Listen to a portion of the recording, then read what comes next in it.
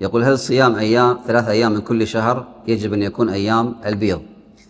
طبعا النبي عليه الصلاة والسلام قال: صيام 3 أيام من كل شهر صيام الدهر، يعني الذي يصوم 3 أيام من الشهر الهجري كأنه كان صام الدهر. لماذا؟ لأن الحسنة ب10 أمثالها، فإذا صمت 3 أيام فأنت في الأجر كم؟ 30. فإذا كل شهر تصوم 3 أيام إذن ستصوم الدهر كله.